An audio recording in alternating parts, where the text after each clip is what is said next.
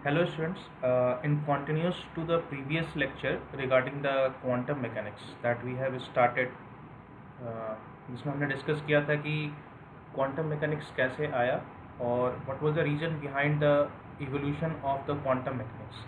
मतलब क्या क्या रीज़न थे जिसकी वजह से क्वांटम मैकेनिक्स की तरफ हमें जाना पड़ा। अब इस लेक्चर में बेसिकली हम ये डिस्कस करने जा रहे हैं कि stages of the development of quantum mechanics, मतलब जो क्वांटम मैकेनिक्स था वो किस किस किस स्टेज में डेवलपमेंट हुआ उसका। तो ये जो आप साइंटिस्ट देख रहे हैं जो आपके स्क्रीन पर हैं अभी, जिनकी फ़ोटो है, सर डायरेक हैं, प्लैंक हैं, हर्ट्ज़ हैं, शॉर्डिंजर हैं, हाइजेनबर्ग और कॉम्पटन्स, बोर्स, डी ब्रॉगली, फेनमैन, ये इन लोगों का बहुत बड़ा कंट्रीब्यूशन रहा है आपका क्वांटम मैकेनिक्स के डेवलपमेंट में, ये जितने भी साइंटिस्ट हैं। और सबसे बड़ा कंट्रीब्यूशन तो रहा है प्लांक साहब का, क्योंकि आप ये कह सकते हो कि क्वांटम मैकेनिक्स की नींव प्लांक साहब ने ही रखी एक्चुअली में, जहाँ से शुरुआत हुई क्वांटम मैकेनिक्स की, मतलब जो कॉन्सेप्ट देना शुरू किया उन्होंने। तो पहले हम ये देखते हैं कि क्या क्या डेवलपमेंट्स हुए हैं।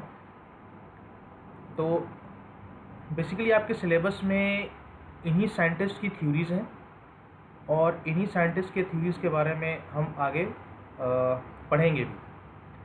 तो जैसा कि मैंने आपको बताया कि जो आपका क्वांटम मैकेनिक्स की थ्योरी जो है वो मैक्स प्लैंक सर जो थे हमारे, उनके कॉन्सेप्ट से शुरू होता है। तो 1900 में क्वांटम ऑफ एनर्जी आई।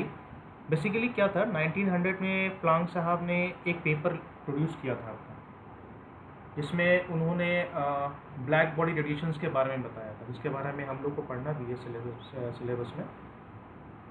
तो उस ब्लैक बॉडी रेडिएशन में उन्होंने ये प्लांक्स थ्योरी का यूज़ किया था। इन्होंने अपना एक थ्योरी थी इनकी, E=h का यूज़ किया था, जिसमें उन्होंने बताया था कि जो भी रेडिएशन है, रेडिएशन जो है वो पार्टिकल के फॉर्म में होता है ना, और पार्टिकल का एक अपना एनर्जी है और वो एनर्जी पैकेट्स के रूप में है, जिसको हम क्वांटम कहते हैं, है ना। तो यहाँ से ये वर्ड क्वांटम जो है वो स्टार्ट हुआ था एक्चुअली में। तो इसमें बेसिकली जो था मैक्स प्लांक साहब ने, आप ये कह सकते हो कि this was the you can say that कि ये फर्स्ट मैथमेटिकल फार्मूला था आपका, जो प्लांक थ्योरी को, जो हमारा क्वांटम थ्योरी है बेसिकली, उसका ये हमारा जो है फर्स्ट मैथमेटिकल फार्मूला था, ये E=h डी। ठीक है, तो अब आपको समझ में आ गया कि कैसे है। तो समराइज ये है कि 1900 में प्लांक साहब ने E=h फार्मूला दिया, जो आपका जो है, जो आपका बेस बना क्वांटम थ्योरी का।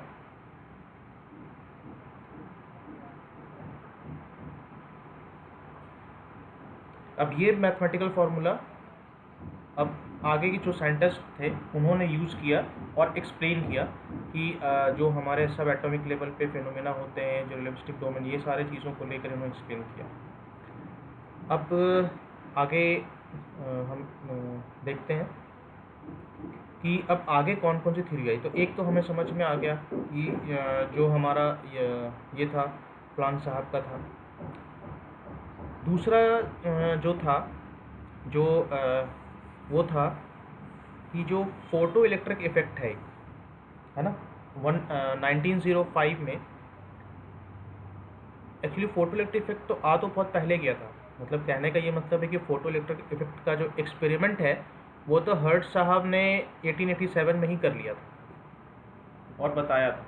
मतलब एक्चुअली उन्होंने किया गया था कि एक्सपेरिमेंट करके रिजल्ट्स निकाले थे उन्होंने, बट बेसिकली उस चीज़ को एक्सप्लेन करने के लिए जो हमारे आइंस्टीन साहब हैं, उन्होंने 1905 में उसको क्वांटाइजेशन के हेल्प से उस फोटो इलेक्ट्रिक इफेक्ट को उन्होंने एक्सप्लेन किया।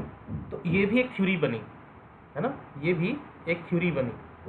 तो एक हमने देखा कि जो शुरुआत हुई 1900 में, है ना, एक जो शुरुआत हुई हमारी, वो शुरुआत हुई हमारी 1905, मतलब ये जो आपका ये है 1905 का जो पार्ट है, ये 1900 के बाद, मतलब इस ईयर में हमारे जो आइंस्टीन साहब थे, उन्होंने क्वांटम जो थ्योरी थी E=h, उसको यूज़ करके उन्होंने फोटो इलेक्ट्रिक इफेक्ट को उन्होंने एक्सप्लेन किया बेसिकली। ठीक है, तो अब हम आगे देखते हैं।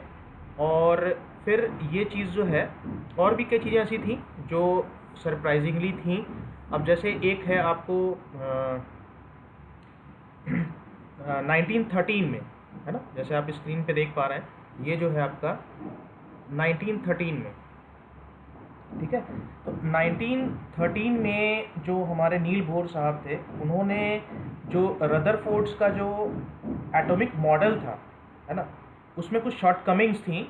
उस शॉर्टकमिंग्स को हमारे बोर साहब ने एक्सप्लेन किया by using the quantum theory, है ना, जो आगे चल करके हमारा जो है वो बोर्स एटॉमिक मॉडल बना। तो अब तीन चीज़ें हो गई, है ना। अब फिर मैं समराइज़ करता हूँ। 1900, एक हो गया आपका 1905 और 1913। ठीक है, तो ये तीनों हो गए आपके। मतलब यहाँ इस ईयर में E=h आया। इस ईयर में आइंस्टीन साहब ने एक्सप्लेन किया फोटो इलेक्ट्रिक इफेक्ट को बाय यूजिंग योर E=h। और इस ईयर में क्या हुआ कि हमारे पास बोर्स साहब ने एटॉमिक मॉडल दिया। बेसिकली इसका जो है कैसे शुरुआत हुआ ये, मतलब बोर साहब को कैसे लगा। एक्चुअली क्या था कि हम लोग ये मानते थे कि जो स्पेक्ट्रम ऑफ गैस है ना, वो कॉन्टीन्यूस है ना, जो स्पेक्ट्रम ऑफ गैस है वो कॉन्टीन्यूस है। लेकिन जो हाइड्रोजन का स्पेक्ट्रम जब स्टडी किया गया तो वो डिस्क्रीट आया। और यहाँ से फिर ये चीज़ जब डिस्क्रीट आया, तो यहाँ से फिर ये हुआ कि कहीं ना कहीं कुछ ना कुछ कमियाँ हैं, है ना। तो यहाँ से अब आप देखिए ये चीज़ जो है ना, atoms can be found only in discrete energy state. तो जो रेडिएशंस है, हम पहले ये मानते थे कि रेडिएशन कॉन्टिन्यूस मोड में होता है, लेकिन नहीं।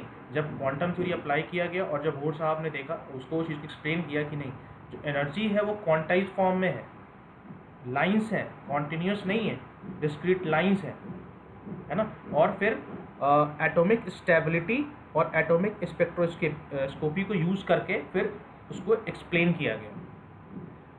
तो ये तीन इंसिडेंट होते हुए, एक के बाद एक।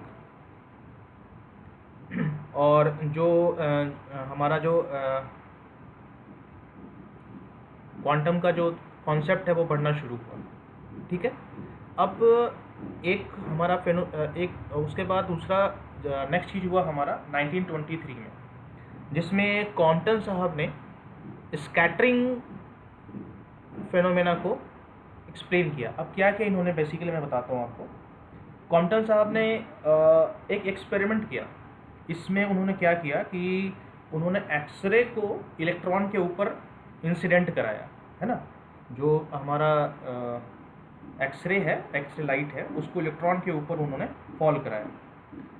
और उससे ये प्रूव किया कि जो एक्सरे है, जिसको हम इलेक्ट्रोमैग्नेटिक वेव कंसिडर करते थे क्लासिकल मैकेनिक्स के पॉइंट ऑफ व्यू से, वो बेसिकली पार्टिकल नेचर नहीं। और उन्होंने उस चीज़ को एक्सप्लेन किया कि जो एक्सरे है वो एक्चुअली में आपका वेव नेचर नहीं है, उसका पार्टिकल नेचर है। और उस चीज़ को उन्होंने प्रूव किया बाय यूजिंग प्लांक थ्योरी। और ये बाद में चल करके आपका कॉम्पटन्स इफेक्ट बना, है ना। तो अब ये देखिए, series of breakthroughs Planck साहब ने दिया, आइंस्टीन ने दिया, बोर्स एटॉमिक मॉडल आया, कॉम्पटन्स आया। इसमें theoretical foundation as well as the conclusive experiment confirmation for the particle aspect of wave। मतलब इन सारी चीज़ों में हमें ये पता चला कि वेव का पार्टिकल नेचर है। ठीक है, और उसके बाद जो डी ब्रॉगली साहब ने इन 1923 इसमें इन्होंने ये बताया कि केवल आपका जो है पार्टिकल ही केवल बिहेवियर नहीं करता, कन्वर्सली जो material particle themselves display wave like behaviour. अब देखिए, है ना, यहाँ पे भी एक कॉन्ट्रडिक्शन हुआ। अब मैं बता रहा हूँ क्या कॉन्ट्रडिक्शन हुआ। कॉन्ट्रडिक्शन ये हो गया कि जो हमारा 1923 में जो एक्सपेरिमेंट हुआ था, है ना, उसमें ये बताया गया कि पार्टिकल का, है ना, confirmation for the particle aspect of waves. और डी ब्रॉगली साहब ने बताया कि not only does radiation exhibit particle like behaviour, conversely material particles themselves display wave like behaviour. है ना, मतलब केवल रेडिएशन का पार्टिकल नेचर नहीं है, पार्टिकल का भी वेव नेचर हो सकता है। यहाँ से हुआ ये चीज़। मतलब अब आप देखिए चीज़ें जो हैं वो बढ़नी शुरू हो गई धीमे धीमे करके। और इस चीज़ को डेविसन जर्मर साहब ने 1927 में इस चीज़ को उन्होंने एक्सपेरिमेंटली प्रूव भी किया कि जो पहले हम ये मान रहे थे कि पार्टिकल का जो है वेव नेचर है, तो उसमें ये भी है कि जो वेव का जो है ना, एक एक्सपेरिमेंट ये बताया कि वेव का पार्टिकल नेचर है यहाँ से, और एक एक्सपेरिमेंट ये बताया कि पार्टिकल का वेव नेचर है। और इसको जर्मर साहब ने फिर आगे उसको एक्सपेरिमेंटली प्रूव किया। ठीक है, तो यहाँ तक का जो आपका है, जो यहाँ तक की स्टडी है, ये आती है आपकी यहाँ से जो आपकी स्टडी है, मतलब इसको आप मान के चलें, ये सारी स्टडी जो आती हैं ये आती हैं आपकी ओल्ड क्वांटम थ्योरी के, मतलब जो पुराना क्वांटम थ्योरी है। अब देखिए क्वांटम थ्योरी का एवोल्यूशन जब शुरू हुआ तो स्टेज बाय स्टेज पढ़ना शुरू हुआ। पहले हम क्लासिकल मैकेनिक्स में थे, उसमें कुछ कॉन्ट्राडिक्शंस आया तो हमने क्वांटम थ्योरी लगाया। अब क्वांटम थ्योरी का भी जब स्टेज बाय डेवलपमेंट शुरू हो गया तो उसमें भी नए नए थ्योरीज, नए एक्सपेरिमेंट होते चले गए। तो इसलिए अब कुछ पार्ट जो था जो ओल्ड क्वांटम थ्योरी का पार्ट बन गया और कुछ न्यू क्वांटम थ्योरी का पार्ट बन गया, है ना। तो ऐसे करके क्वांटम जो आपका मैकेनिक्स है, क्वांटम थ्योरी है, उसका इवोल्यूशन होना शुरू हो गया। तो अब हम आगे देखते हैं। अब इसमें जो आपका है बेसिकली जो मैं आपको बता रहा था कि अब आगे की जो शुरुआत जो हुई है ना, postulates of Planck's and assumptions of bourse, ये सब कुछ ठीक तो था, लेकिन कुछ उसमें कुछ थ्योरेटिकल चीज़ों की कमी थी। और उसको एक मतलब कहने का मतलब है कि कंसिस्टेंट थ्योरी नहीं आ रही थी। जैसे एक तो होता ना स्ट्रीमलाइन में चीज़ें चलती हैं कि हाँ सीक्वेंस में इसके बाद ये हुआ, इसके बाद ये हुआ, ऐसे ऐसे करके जोड़ करके एक पर्टिकुलर थ्योरी बनती है। तो हो तो रहा था साथ, मतलब चीज़ें तो बहुत कुछ आ रही थी सामने, लेकिन हम उन चीज़ों को जोड़ नहीं पा रहे थे। तभी एक मतलब कंसिस्टेंट थ्योरी का मतलब ये होता है कि किसी चीज़ को हम पर्टिकुलरली जोड़ के कैसे हम एक समराइज फॉर्म में बना सकते हैं, वो नहीं हो रहा था। उस चीज़ को हाइजेनबर्ग ने और श्रोडिंगर ने स्टार्ट किया to search for the theoretical foundation underlying new ideas. अब इन लोगों ने इन सब चीज़ों को जोड़ना शुरू किया। ठीक है, तो यहाँ तक की जो बात है, अब आप ये समझ लें कि जो यहाँ तक की बात है ये कहानी है आपकी, इसको हम कह सकते हैं ये कहानी जो आपकी है, ये कहानी बनी आपकी ओल्ड क्वांटम थ्योरी की। और ये वाली जो कहानी है यहाँ से शुरू हुई है ना, ये बनी आपकी मॉडर्न क्वांटम थ्योरी।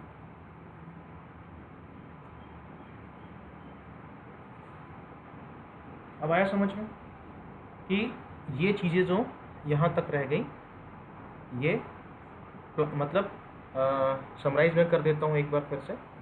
1900 है ना, उसके बाद 1905 है ना, उसके बाद आपका है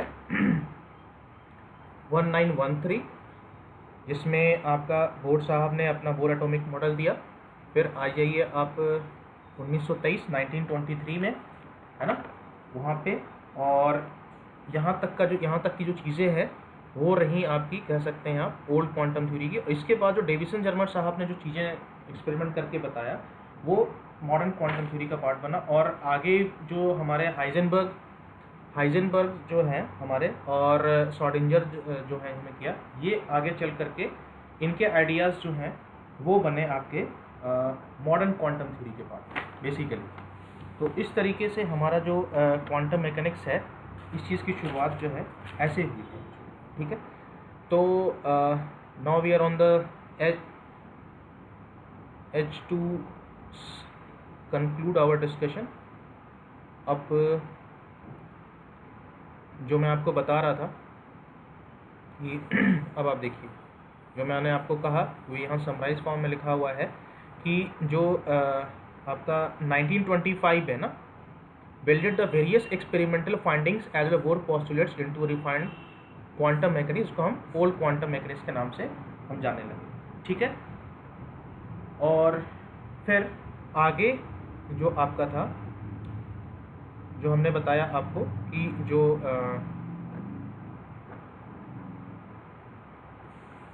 उसके पैरेलल में दो इंडिपेंडेंट फॉर्मुलेशन शुरू हो गया आपका, एक श्रोडिंगर वेव मैकेनिक्स और हाइजेनबर्ग मैट्रिक्स मैकेनिक्स। और ये आगे चल करके जो है, मैंने जो आपको बताया, ये आगे चल करके आपका बना मॉडर्न क्वांटम मैकेनिक्स का पार्ट। ये ठीक है, तो इस तरीके से जो है सारी चीज़ें जो हैं वो समराइज हुई। तो बेसिकली अब आपको समझ में आया होगा, पिछला वीडियो और इस वीडियो को अगर आप जोड़ करके देखें तो अब आपको समझ में आ रहा होगा कि आपको पढ़ना क्या क्या है इस सिलेबस के अंदर।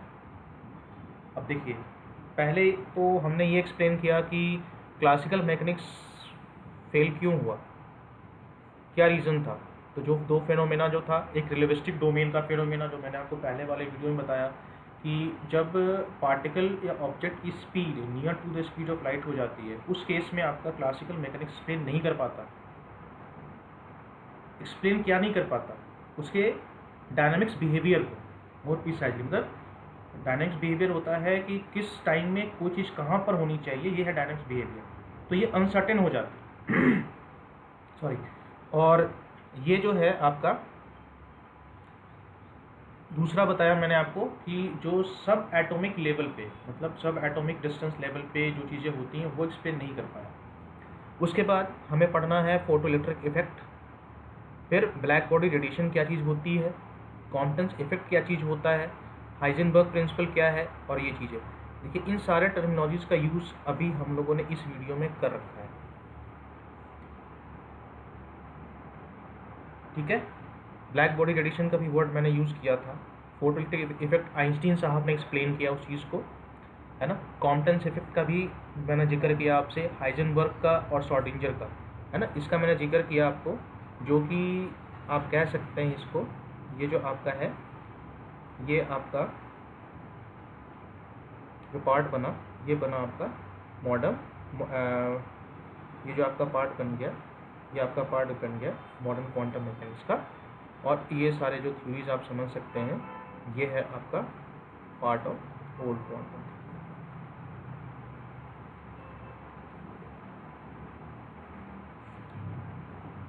ठीक है, तो इस तरीके से ये सारा डेवलपमेंट शुरू हुआ। तो बेसिकली अब आपको क्लियर हो गया होगा आपके ब्रेन में कि कंटेंट क्या है आपका क्वांटम मैकेनिक्स का।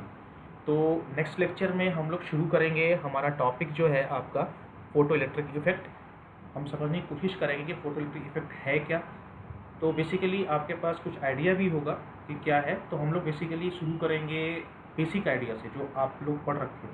फिर वहाँ से हम शुरू करेंगे कि उसमें आइंस्टीन साहब का क्या कंट्रीब्यूशन था, और क्या क्या चीज़ें ऐसी थी जो एक्सपेरिमेंटली फाइंड आउट हुआ, जो कॉन्ट्राडिक्ट कर रहा था हमारे क्लासिकल जो थ्योरी थी उसको चैलेंज कर रहा था। ठीक है, तो इस वीडियो में इतना ही। So thank you so much for the listening, and in the next video we will be discussing about the photoelectric effect. Thank you so much.